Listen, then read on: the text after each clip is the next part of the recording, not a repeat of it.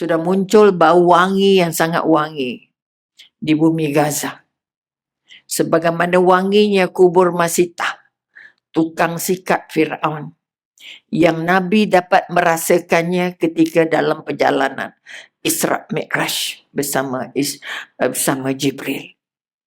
Ini nak membuktikan kepada kita bahawa bumi Gaza sudah dipilih sebagai bumi syahid.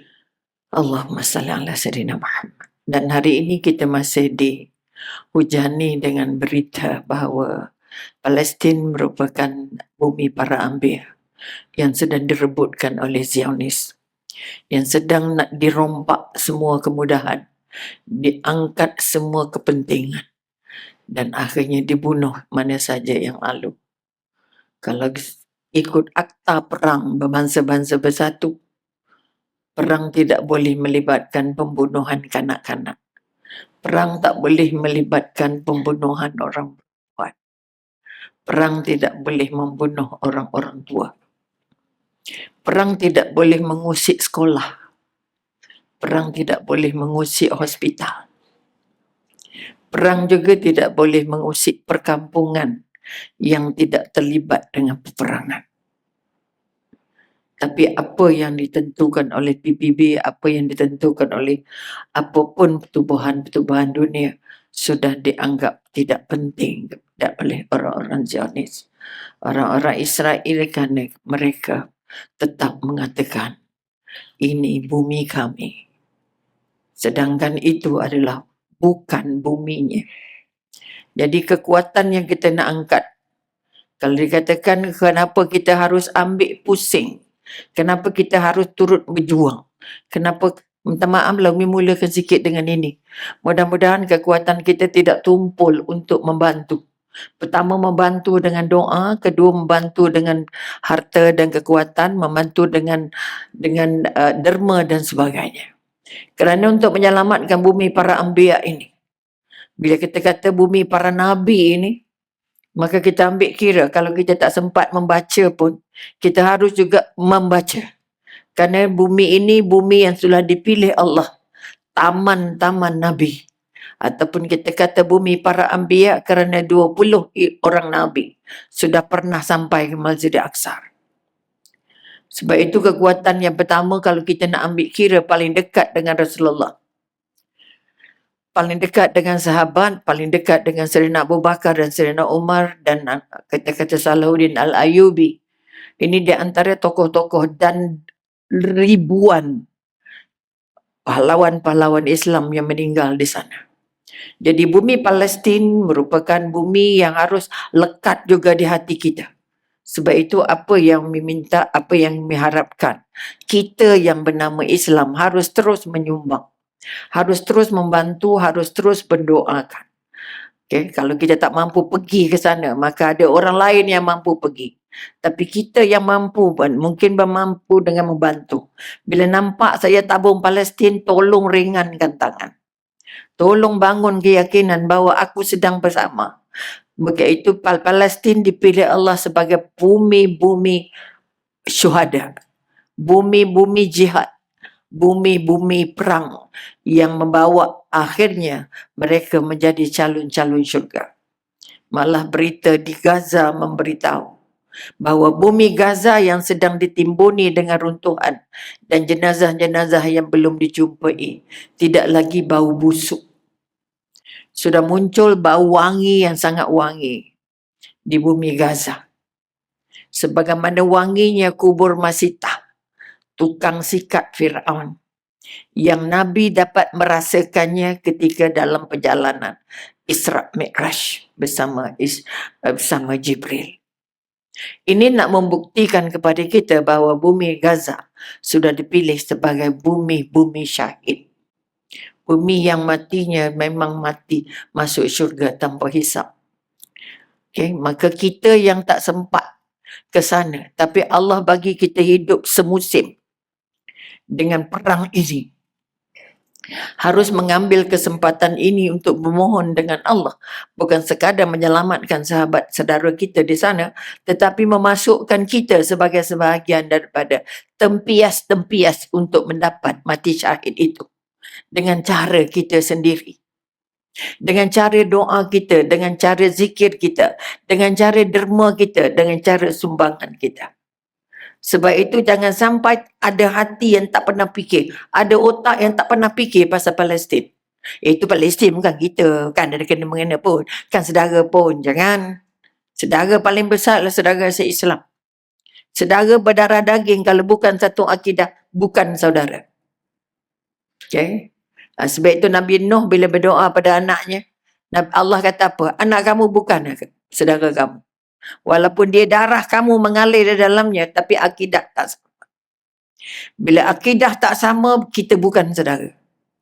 Ini yang kita nak angkat. Jadi jangan merasa tak ada apa-apa rasa. Bila tengok anak Islam, wanita Islam dan hospital, sekolah semua dibom.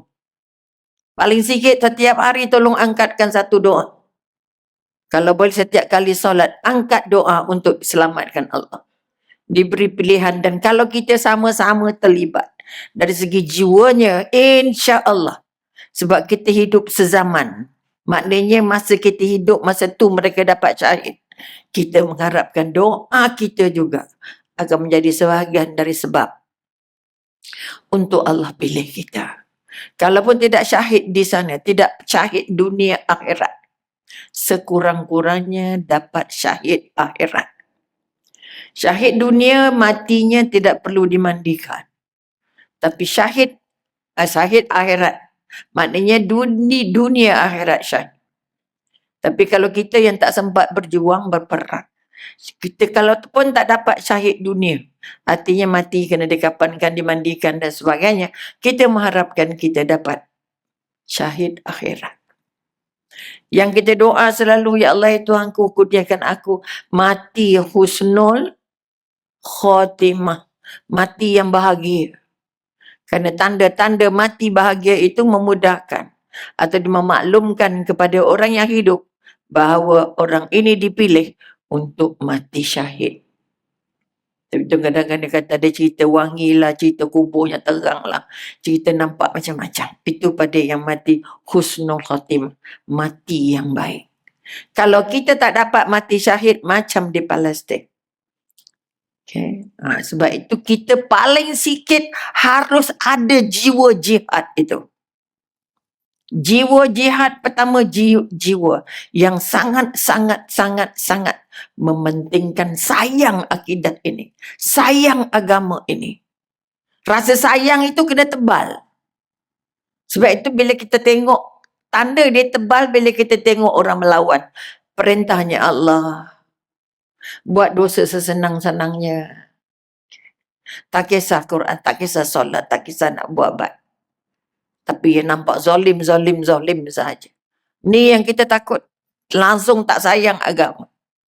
Bila tak sayang, maka tak ada perjuangan untuk mempertahankan agama. Sebab itu sekarang tanya, kenapa saya pergi masjid? Untuk apa saya pergi masjid? Kalau tak ada sayang Allah, sayang Rasulullah, kalau tak ada sayang agama, mana mungkin kita nak perjuangkan? Sebab itu jiwa jihad ini harus mengalir, bukan perang untuk pegang senjata saja. Perang mempertahankan balik, ya Allah aku dipilih masuk oleh Allah, dilahirkan di bumi Islam bersama orang Islam, tapi aku tak belajar tentang Islam. Aku tak minat belajar tentang Islam, tentang Tuhan, tentang dunia, tentang akhirat, tentang syurga, tentang neraka. Sehingga aku rasa hidup ni sedang, nak senang je, nak bahagia je, nak happy-happy je. Jangan main-main. Kalau tak ada usaha untuk mempertahankan agama, kita letih jadi hamba Allah. Okay.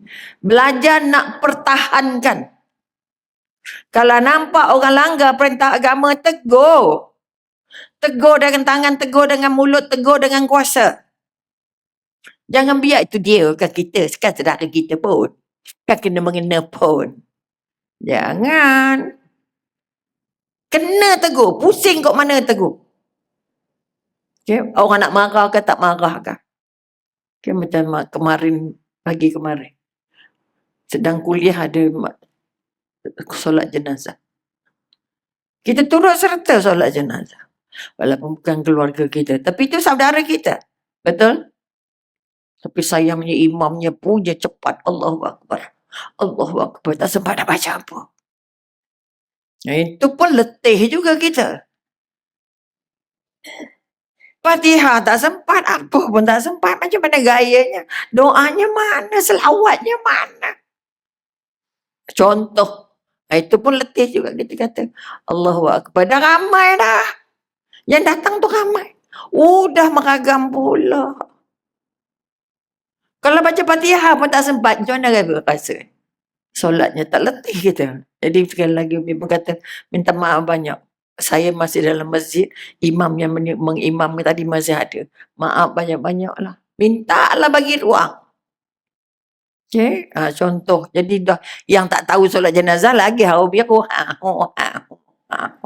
Jadi kalau kita nak jenazah kita disolatkan dengan baik, kita kena belajar apa dia solat jenazah. Jangan tak ada rasa kena mengena. Ramai juga yang pergi Mekah ketika solat jenazah. Tak naik dia, tak berdiri dia. Itu orang Arab punya, bukan kita. Memang tak faham sebab kita pandang bahasa Arab, betul? Tapi turut serta, takkanlah rukun tiga takbir itu tak pandai. Nak baca apa yang tu tak tahu. Walaupun mereka disolatkan di Masjidil Haram. Contoh, ini kekuatan. Jadi sekali lagi kita nak ambil balik, minta maaf banyak panjang sikit cerewetnya ni. Puan ini ikut tak sampai cinta Rasulullah ni kan. Okay, sebab ini sebahagian daripada cinta Rasulullah. Kenapa bumi yang ketiga? Sebab itu jiwa jihad yang ada pada jiwa orang-orang Palestin harus masuk ke dalam jiwa kita. Pertama, mereka sangat-sangat mengutamakan sayang agama. Apa tanda sayang? Pertahankan agama.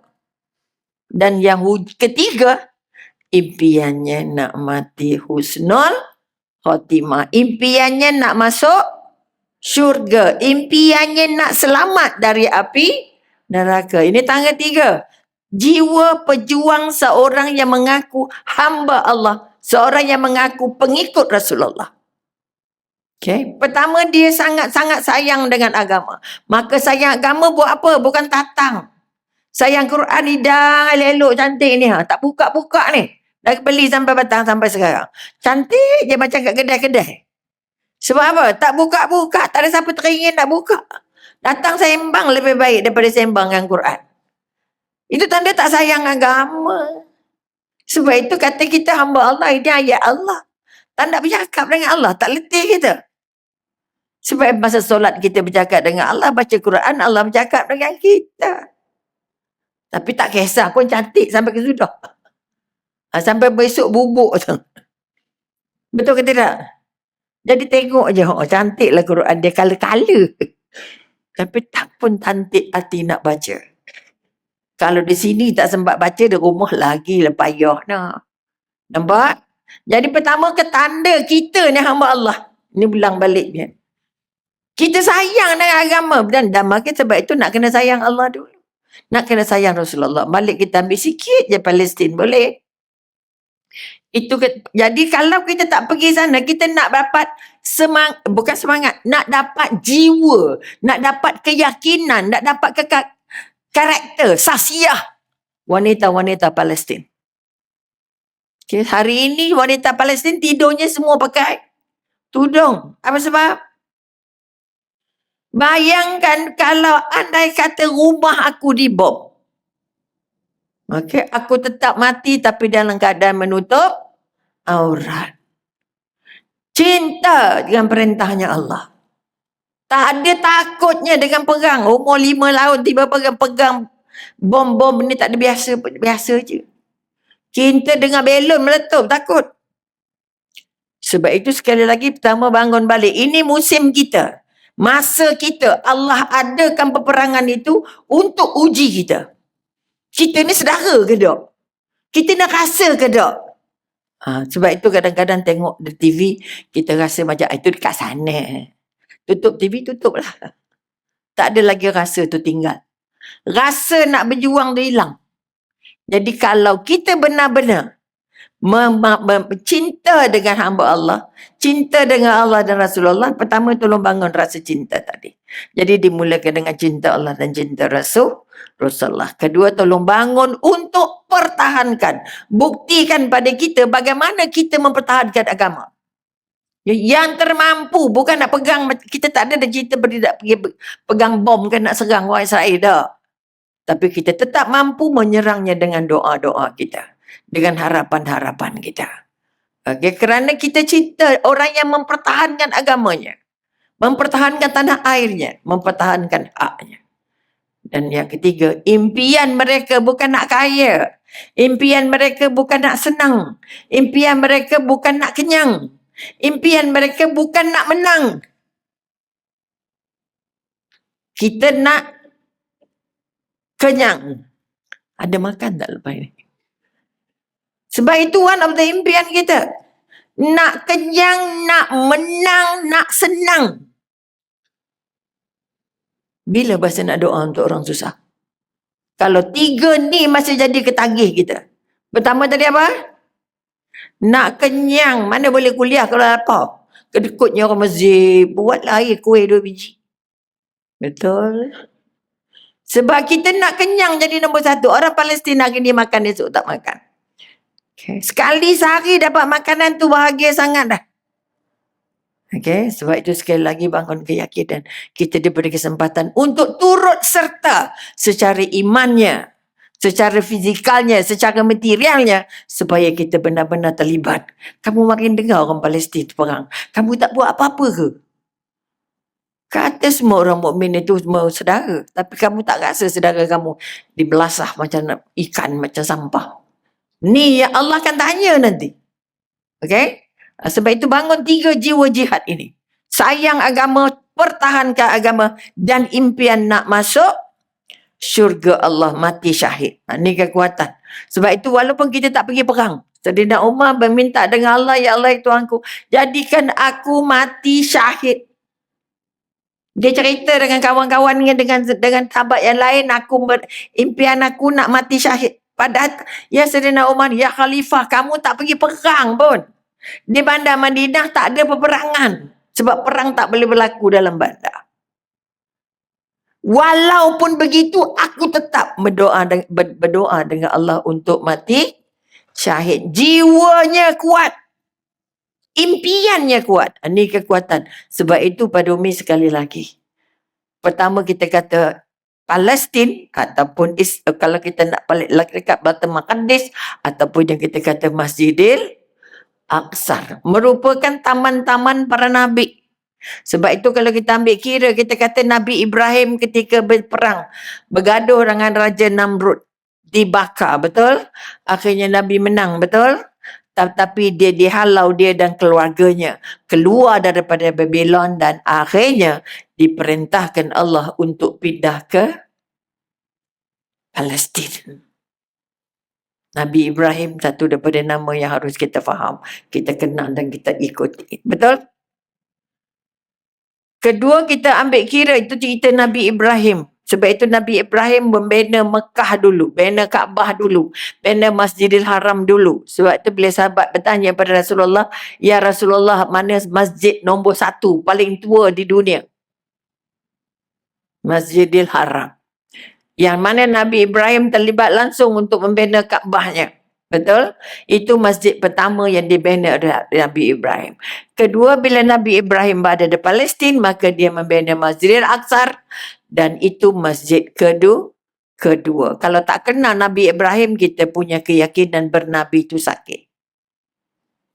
Pindah ke sana. Kemudian kita juga ada Nabi Zakaria, yang dah tua tak ada anak, akhirnya berdoa nak dapat anak walaupun isterinya sudah dikatakan mandul. Betul?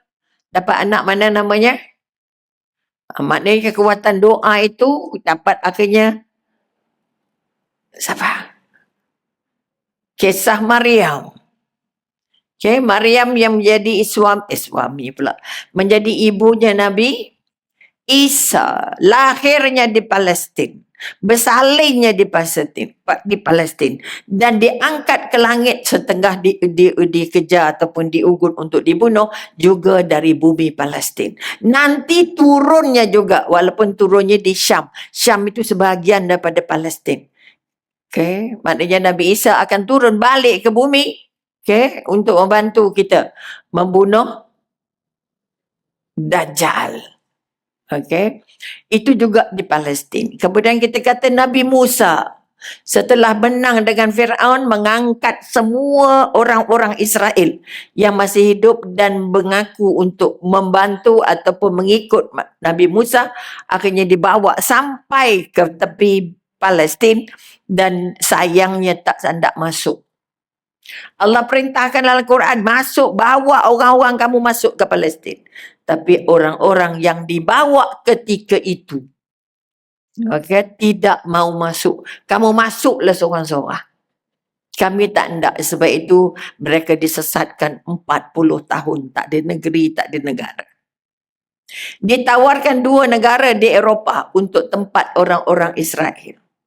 Tempat orang-orang yang sudah mengaku dia pengikut Nabi Musa, yang mendapat perintah daripada Gunung Tur Sina, juga dia berada di Palestin. Ini banyak kes, sebab itu kita kata bumi ini bumi para anbiya yang kita mesti rasa terlibat. Okay, jadi akhirnya itu cerita Nabi Musa juga di Palestin. Siti Maryam melahirkan Isa juga di Palestin. Bersalin goncang pokok kurma juga berlaku di Palestin. Okay, diangkat ke langit juga di Palestin. Turun balik nanti juga di Palestin. Juga kisah Nabi Lut.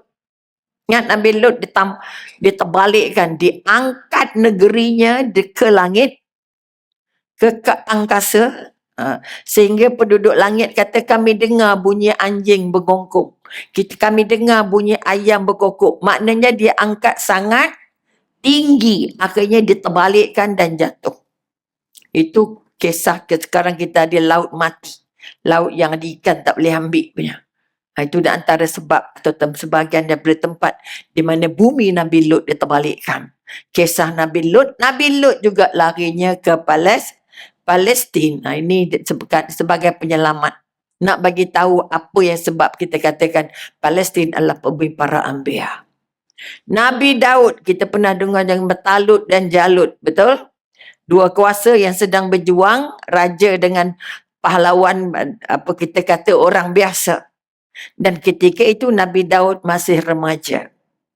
Diajak oleh Jalut untuk membantu, akhirnya mampu membunuh Talut. Ini semua dalam Quran. Tolong ambil kira. Tapi kita tak tahu, tak kisahlah. Kan penting pun, jangan. Ketika itu Nabi Daud merupakan remaja, muda sangat lagi. Tetapi sangat cerdas. Akhirnya mampu membunuh Talut dan akhirnya diangkat jadi raja. Sebab dia Nabi Daud di antara Nabi yang kita katakan cerdik yang sangat tinggi. Dan dia dapat membunuh raja yang berperang, akhirnya dapat kerajaan. Sebab itu antara raja yang paling kaya adalah Nabi Daud. Dan anaknya Nabi, siapa nama anak Nabi Daud? Sulaiman. Satu-satunya raja yang menjadi raja dan juga menjadi ketua agama. Jadi raja dan menjadi Nabi. Sebab itu kayanya ya Rabbi. Tak ada orang kaya selepas itu. Ya Allah, jangan bagi, tak ada lagi. Ya, akulah orang terakhir yang dapat 2 kuasa serentak. Sebagai pemerintah dan juga sebagai Nabi. Jadi kita katakan sebab itu antara Nabi Sulaiman juga ada tempat mihrabnya di sana. Okay. Dipanggil Sulaiman of Doom.